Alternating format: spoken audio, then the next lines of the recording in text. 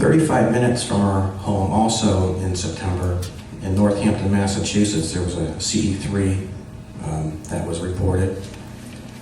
And this is actually, theoretically, our case. It was Juggin, Massachusetts, where they saw the craft, but it was over the Reed property. And that's actually part of the report.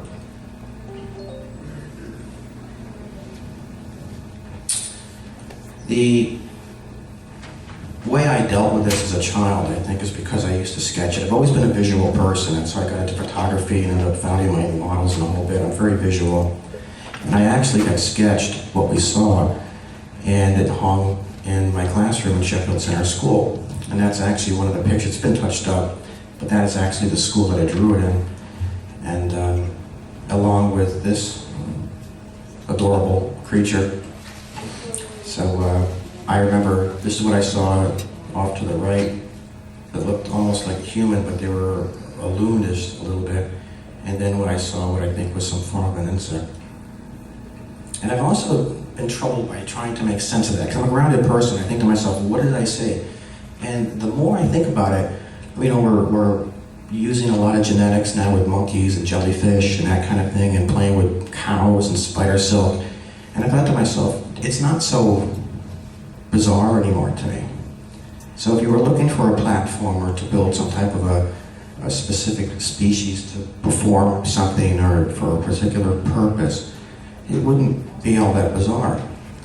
But anyway, so we put this behind us for the most part. And my brother goes to and moves to Brownsburg, Indiana, where I think he found himself in the middle of the Kokomo boom, and where he met Debbie Jordan Cobble. And I think you saw this, but I'll just play it again. Now this is 40 years later.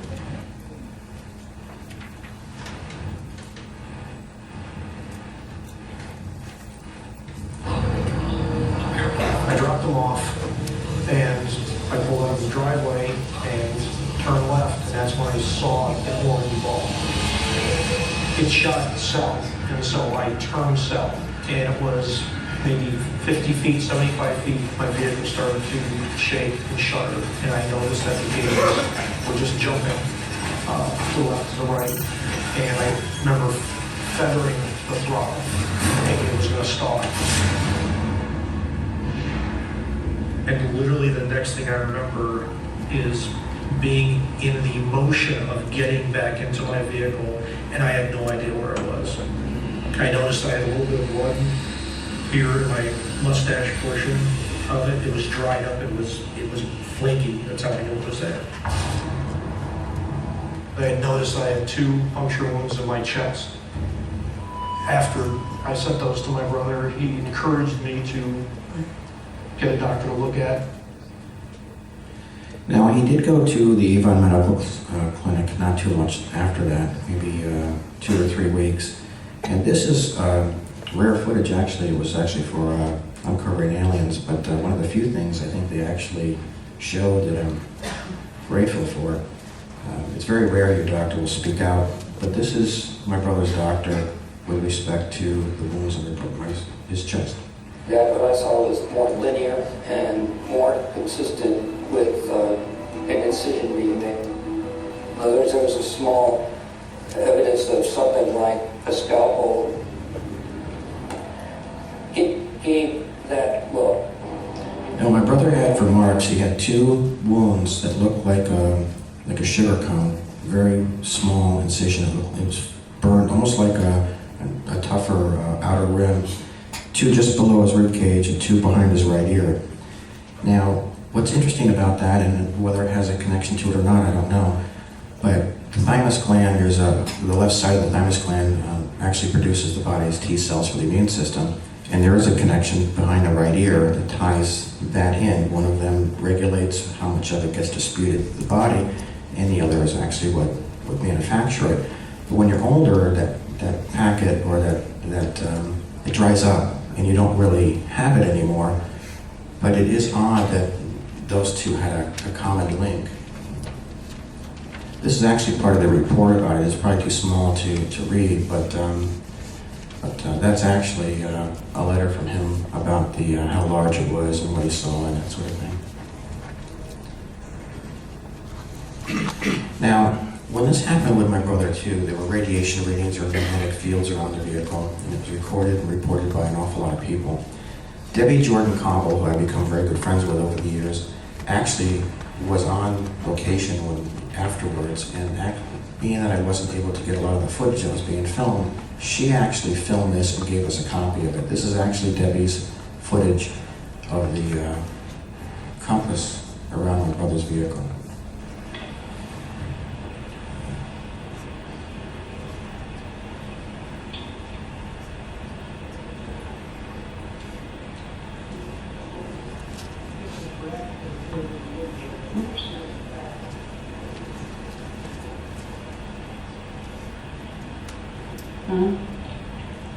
When I get near the end, it starts to spin.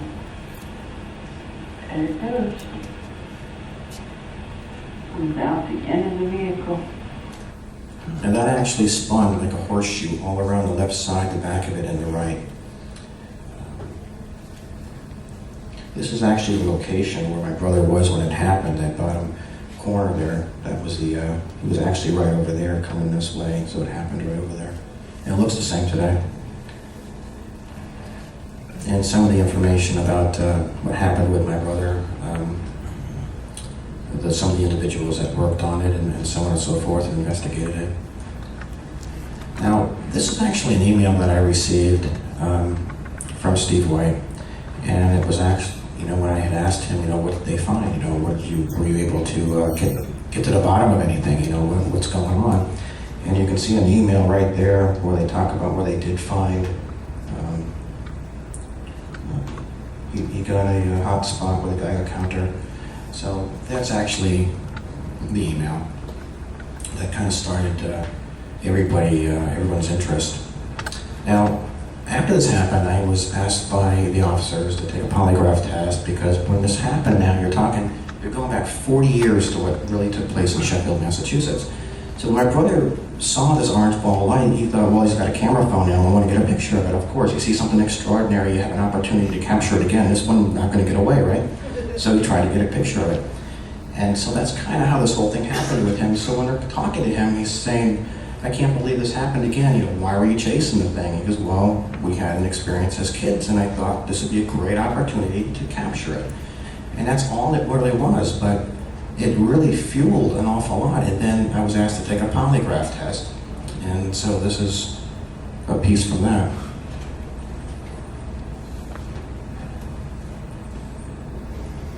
That's the test. Which, by the way, I passed with a 99.1%. It's the only test I've ever taken.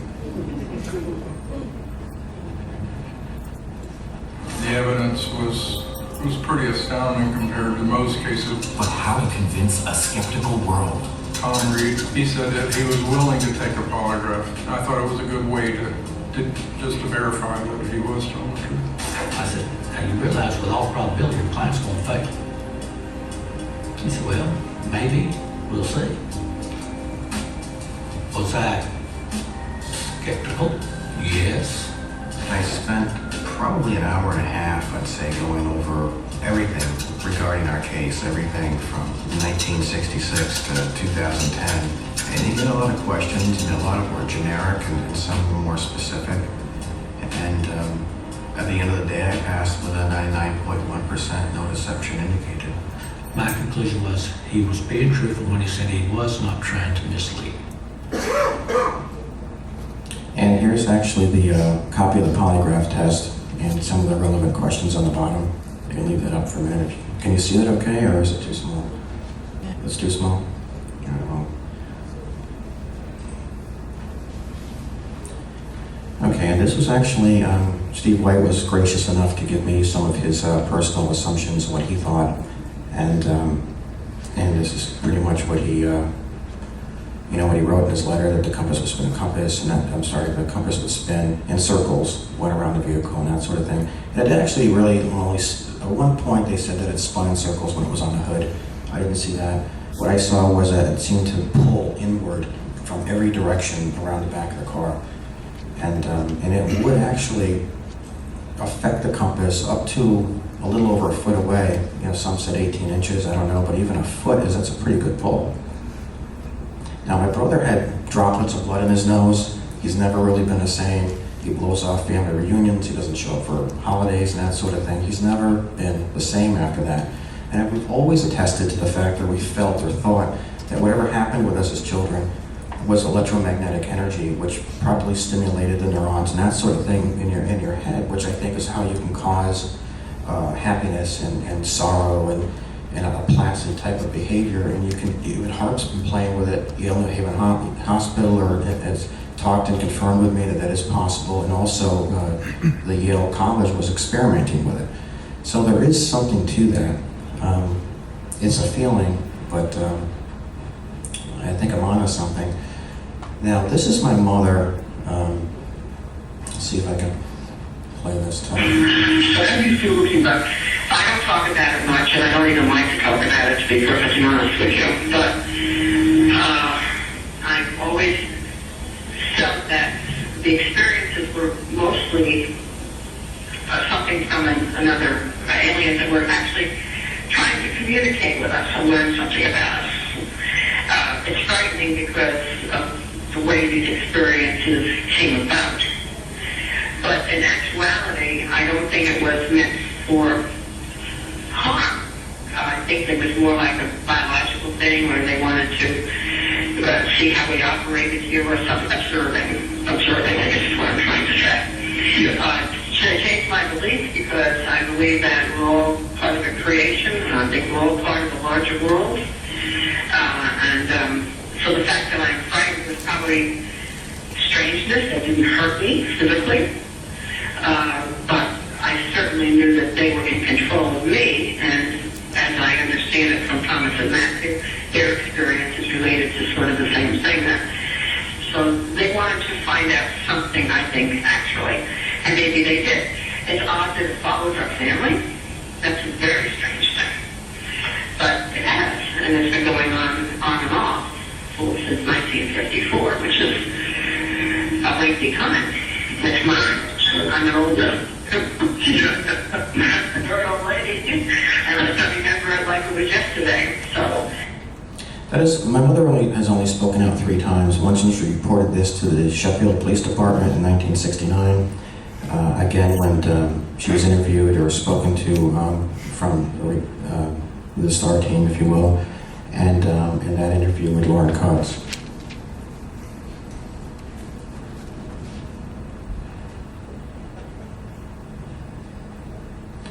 Okay, now let's shed some light on this. Again, my father knew Robert very well, and because of my father's pillar standing, it was just something that I think was beneficial when you're at the time when you're looking to try to get people to understand something that they're reluctant to jump in with both feet and embrace. And so I think that's really what had happened here. So this is actually how my father's credentials played a part. This is a letter from the town of Canaan. He was 8 years, Canaan Board of Selectmen, ran for mayor. He was backed by Senator Chris Dodd. And some of those credentials were what I think played a part in the interest in our case and the fact that it had a history. And again, these are some of the drafts or what the topics would have been at that meeting. And again, this was actually put forth through Muhammad Robin, who was the president of the Parapsychology Society, not the General Assembly. Now again, we talk about what Robert had an interest in when speaking with me was the effect that it had on wildlife and the crickets and that sort of thing. Cash Landerman had something very similar affect their vehicle, and so I think he was looking for a connection there. Okay, now the MUFON Journal actually ran an article back in 1989 about it. It did a follow-up report in 2010. That's a little bit of what was in there. And again, some of the documents that I have my hands on now that I've actually got from an attaché case in the closet that my father had. And something I think is really interesting is that you see there's an awful lot of documents that he received that were 5 days afterwards, which would have came back and very possibly landed in his hands through the 1992 meeting. Okay.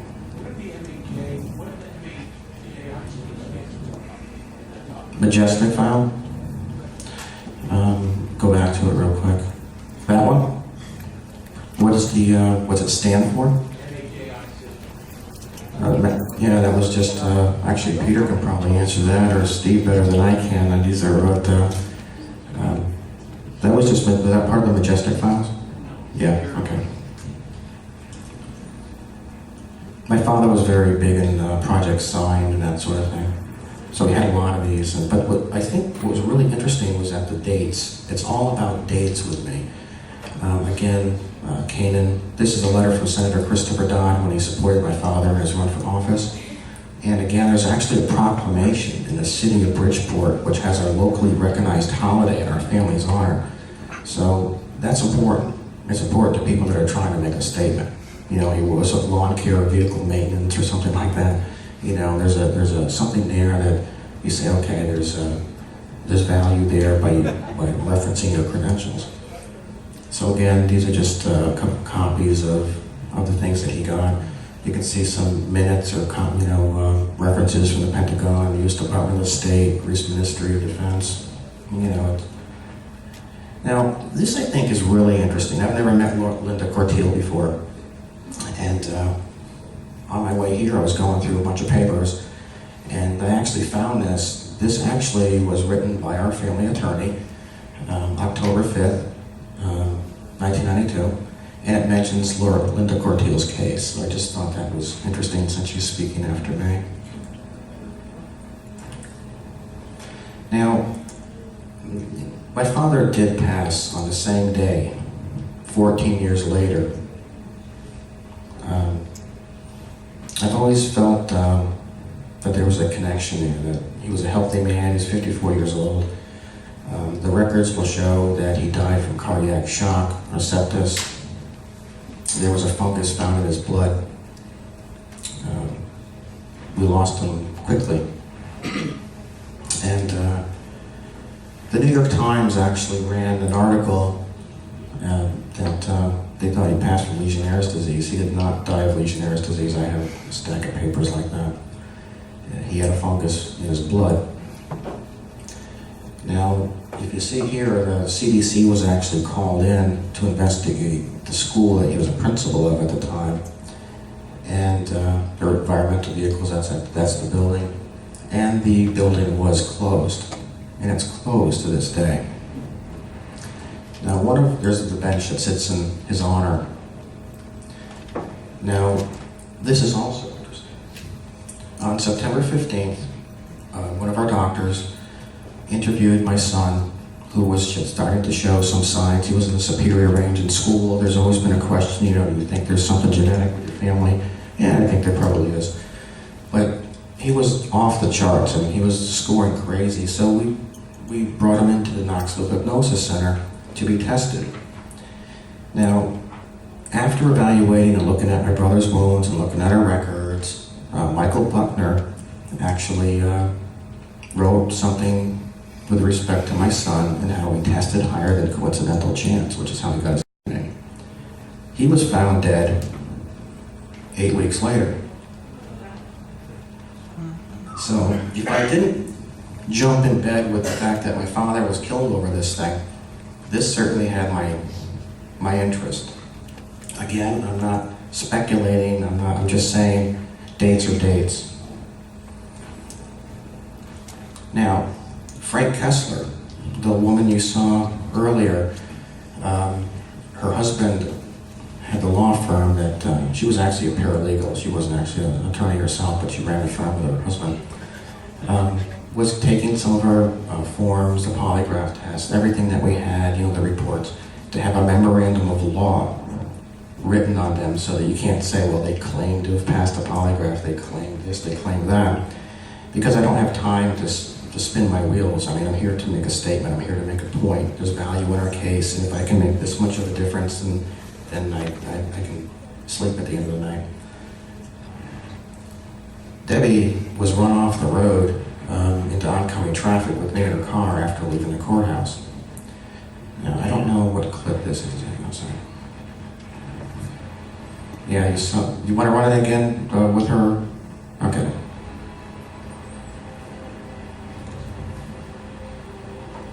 Mr. Reed Thomas has retained our office for the purpose of looking at all the documentation and pulling it all together and seeing if we can get it before a judge, get it actually into a court system so that they can substantiate it, validate it, and prove to people that it is real, verify that it's real.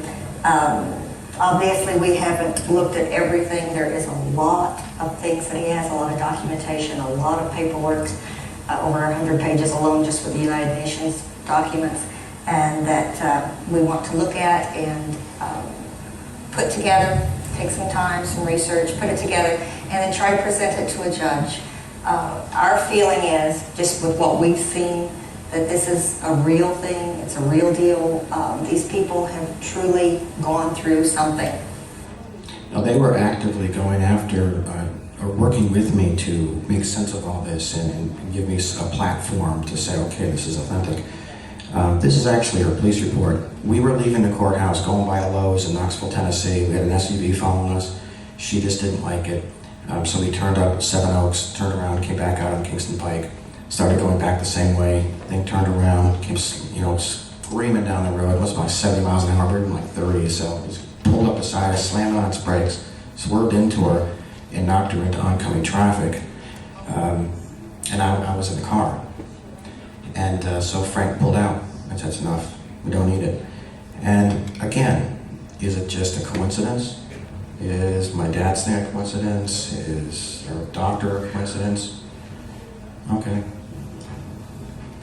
This charismatic individual came to my door on June 6th, about the time that this happened with, and you can look at the date on the other one. Again, dates. He was from Key Point Government Solutions, not a big organization. They do a lot of investigative work for different groups. But this guy coming from Loveland, Colorado. I live in Tennessee.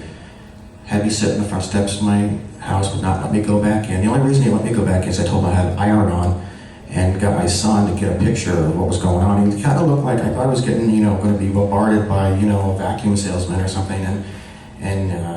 He khaki pants, blue shirt, blue tie, sport coat, and asked me if I travel internationally. Do I savvy with computers? Do I know this person, that person? And again, I thought that was odd. You've heard the Fox interview. Now, getting into more particulars with the case itself, I have what's considered a scoop mark, I guess. I don't know if it's relevant, but I have one. 9 of our members of our family are Rh negative. That's a pretty high number. So when I'm asked, do you think that there's a connection there? Well, denial is a dangerous game, and yet if something presents itself, you have to take it for face value. And when there's enough going on here, you got to say, okay, where do I go with it? But sometimes it's what you're looking for is right in front of your face.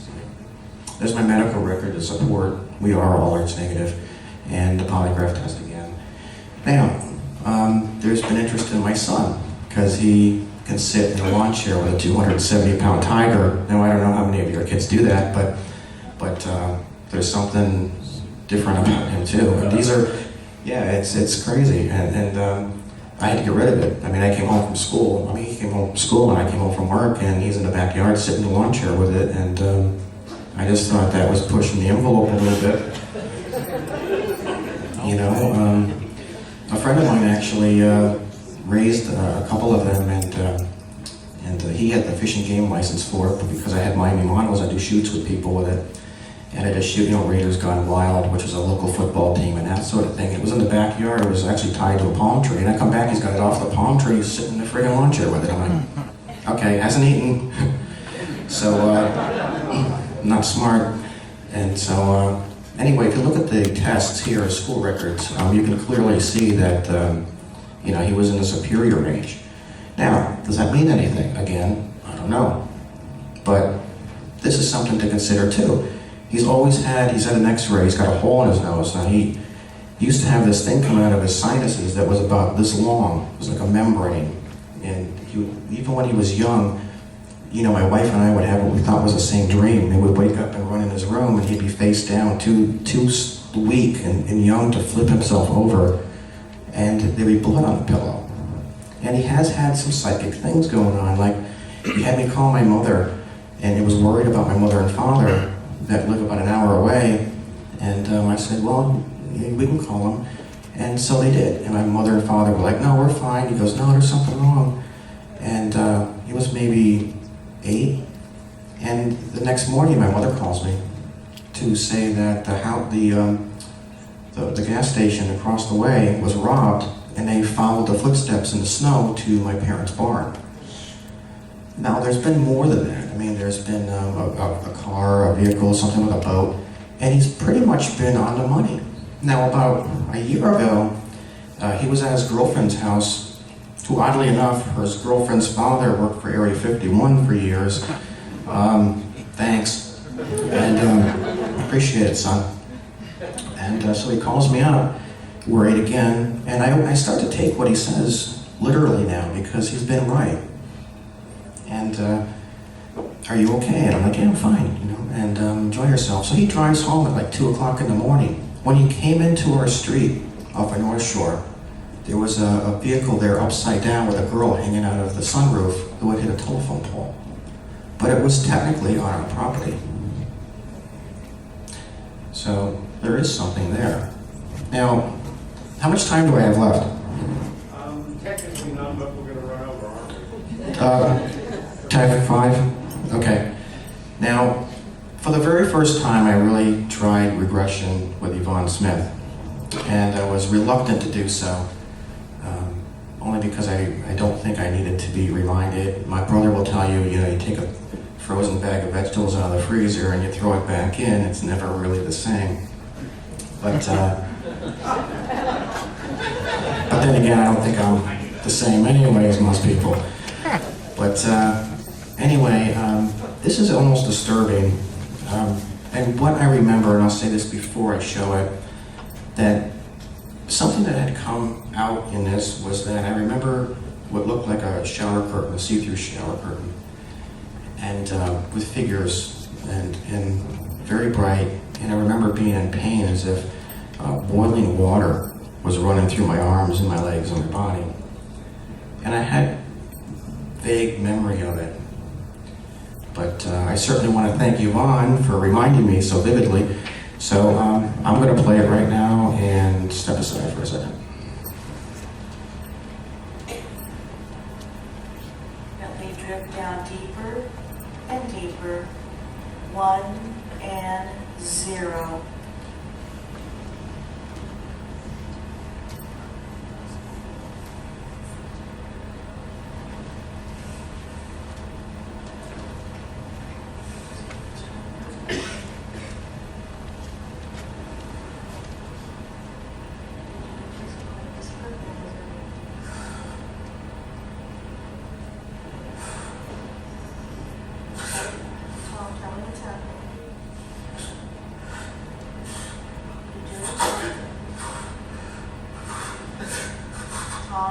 Listen to my voice. Listen to my voice. I'm going to touch your shoulder, Tom. Listen to my voice. Listen to my voice. You're safe. You're safe. Just describe what's happening.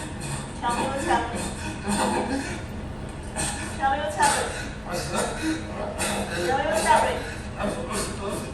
Tom, listen to my voice. Listen to my voice. Okay. Do you want to stop? Do you want to stop? Okay, do you want to stop, Tom? Okay, listen to my voice. Listen to me. Listen to me. Listen to my voice, Tom. I'm going to touch your hands. I'm going to touch your hands. You're going to be relaxed. Come here.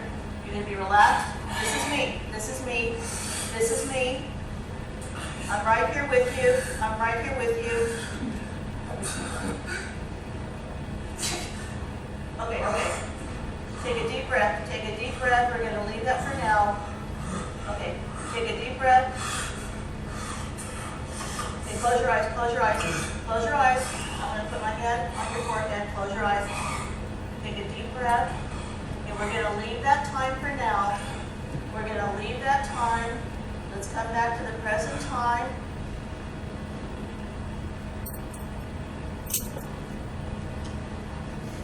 Now.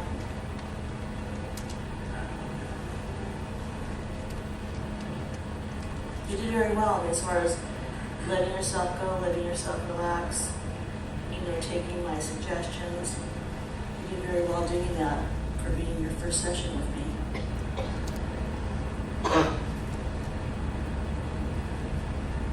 Do you have any questions?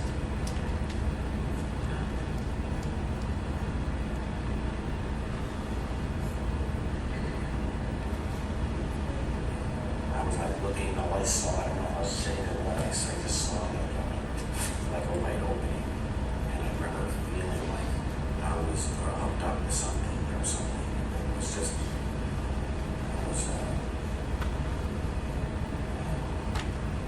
something was happening. I couldn't see what was happening, but I felt it. And all I saw was this open area, like I was alone. And I was,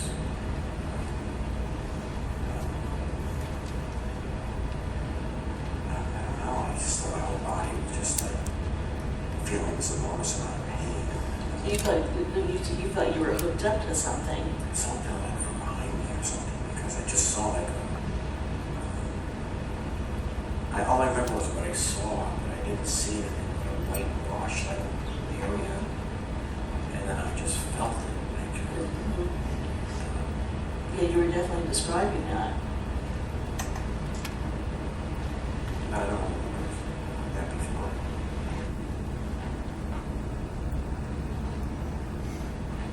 I know I'm running over. I would very much like to thank Audra and Debbie for having me. I think the Starborn support and all that make up the group itself are here for the right reasons. And normally I wouldn't feel comfortable showing that, but if I was going to, this would definitely be the group for it. So I support them 100%. I want to thank all of you for being here today. Thank you so much.